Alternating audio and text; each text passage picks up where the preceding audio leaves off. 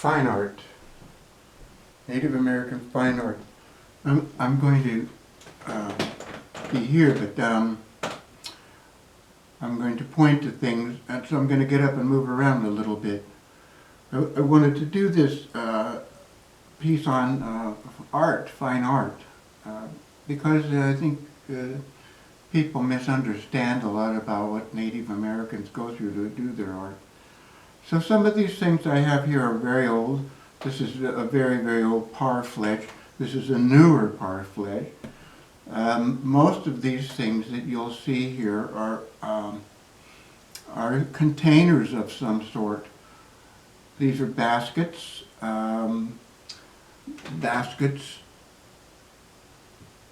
This is a clay pot. And one of the oldest pieces, of course, is this porcupine quill box.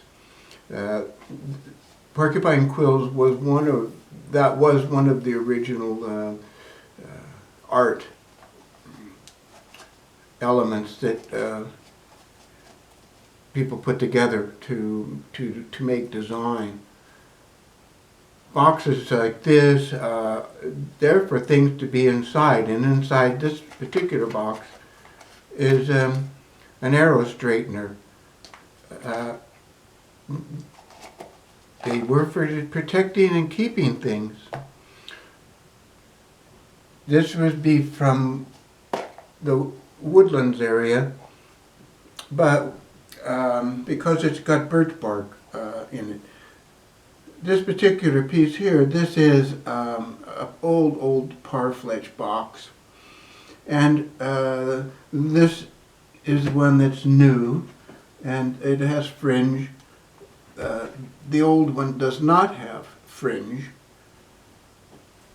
These were preferably for packing your belongings and possibly your food supplies or your caches. And the designs that are on these parfleche trunks, the design is a family design, as I understood it, as I was told.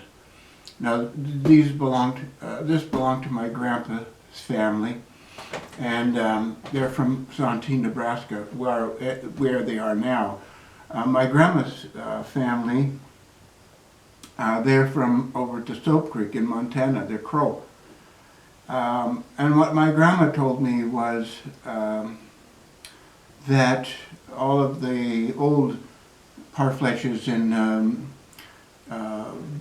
beaded things, they were all gathered together out in front of the church, and they were burned at one time. So something like this surviving those kinds of ordeals is pretty rare. So what I have here is either collected from my parents or my grandparents, mostly my grandpa, because like I said, my grandma's family, all of their things were destroyed. Now, these are containers. These are things to put things in. These are not new. Hello, my girl. These are not the new. These are old. This is an old woven basket, and it's woven possibly tight enough for water. The interesting thing about baskets is that in order to make a basket, you need to go and collect the materials to make the basket, which means that you've got to go and get reeds, or you've got to get some kind of willow, depending on how fine of a piece you're going to make. And my thought is that because these are so consistent, that these items were collected from the same place, maybe year after year after year, so that it's possible that they had family areas that only the family gathered the reeds, and then that would make a real consistent. It's just a thought. Not necessarily, I don't have any data. And this is the thing about a lot of Native American history is some of the things that I know were told to me, oral history. But some of the things people find and read about, that's a written history. And sometimes those two things don't match up. So that's why I wanted to talk a little bit about these kinds of, this kind of art. I'm going to put this on the ground now. Originally, when you look at some of these pieces in the museum, there's a couple of things that you really want to consider is what did it take to make this? And generally, you know, not just the materials, but it took time. And what kind of time? Daylight time or nighttime? When would these be made? And how would these be gathered? How would you gather these beads? These particular three pieces right here, these are Chippewa and this I think is Sioux.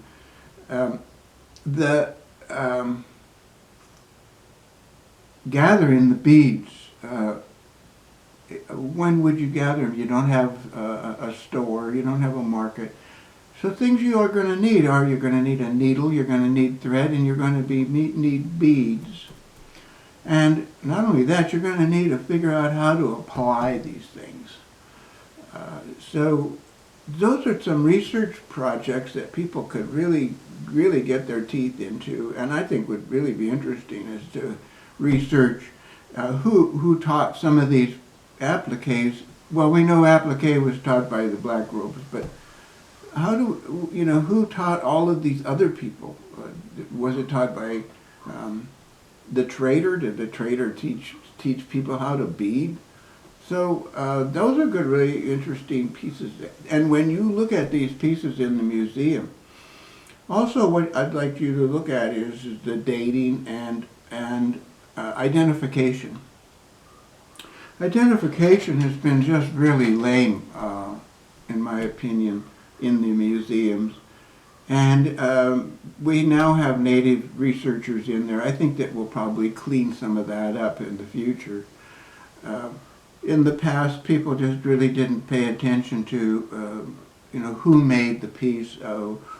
Is it a family design? Is this a family design? Can I reproduce this design without affecting somebody's intellectual property? So there are a lot of different pieces in our art that could be researched and really would be supportive of how our art is viewed, because most of our art is viewed as arts and crafts and not fine art. But this is fine art. To go and to make this bag is to find leather. And depending on when that would be, is if it was at the end of, like say, 1890s, leather was hard to come by. Most of the settlers, in my opinion, they had, you know, pretty much wiped out a lot of the deer, and so to find leather would have been really much more difficult than it would be today. And the other thing is we can identify some of these when they're made by some of the beads or you know, some of the quality of the beads.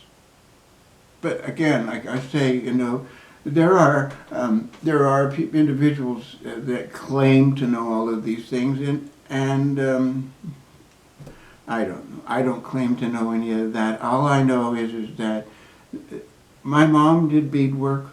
When we started doing beadwork, and I did dolls, there was a lot of controversy about who owned designs. And so a design like this star, a family could claim it by what they had as their design in a parfleche box. So my understanding from my elders was that this design was only owned by one family and no one else used this design. So if there were if there was a cache and it was painted like this, we would know it belonged to that family, and we would most likely leave it, unlike some other visitors have been, no. Now, pottery was really an interesting thing because it was pretty much on the way out, as I understood it, by the 1910s, 30s, 2030s, and a lot of the people making pottery really might have been bored because there was no industry so much. So what was created was an industry for pottery where it was for the tourists. Now this particular pot was made by a woman that's really quite famous, and if you find a black pot and you turn it under and you find the word Maria, or in this case it's Maria and Julian, it's Maria Martinez, and she was really instrumental in the recovery of this type of pottery. And strangely enough, I would say, I was in a secondhand store and I found this particular pot, and it was priced at $5, and it's signed as well, Maria Martinez.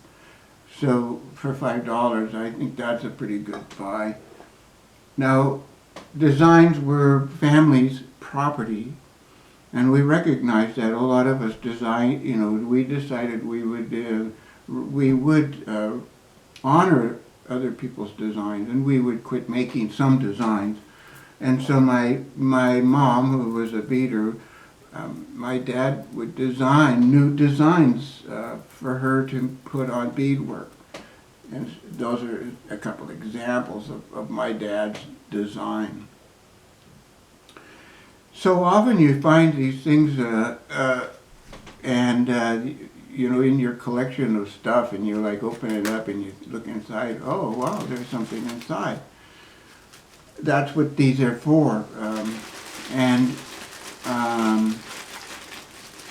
I found in here, there's a root that was gathered by my grandpa, and he gathered it with his grandpa from up in Minnesota. And I have them now. My grandpa, he was a medical doctor, and he would go to his grandpa, who was a traditional doctor, and ask him to show him some plants or things to help with medical things. And my grandpa's grandpa always turned him down. Said, "No, you have a better way. With the education and what you have learned in medicine is a better way." But I think what happened is at the end, the old man took my grandpa and they went to this particular lake and they harvested these roots, and they did it with their feet. They picked the plant with their feet in the mud, is what my grandpa says. But I wasn't there, I wished I had been. And so I share that story about my grandpa with the idea just that we all have these stories. There are stories in these beadwork and in the pottery, and the designs, they mean many things to many people. And I think what's happened in art right now, or over the last 30 or 40 years, is there are those that are interested in our art enough to talk about it in a way that elevates it to what it really is, and that is fine art. So when you're in the museums, they always told us, when we were developing displays, that an individual will look at a display for 30 seconds and move on. So those of you in the museums, why don't you develop a better display so that at least they look at it for a minute. Our artists, and I have to say this too, is that some of the art that's being done now is just fabulous. The people who have gone back and asked elders to teach them basketry or quill work or beadwork. some of the finest beadwork is coming out now.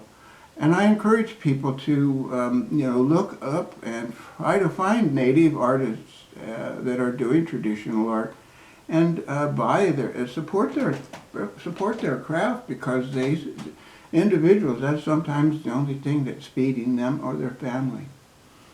So have a lovely day, and I hope some of this helped.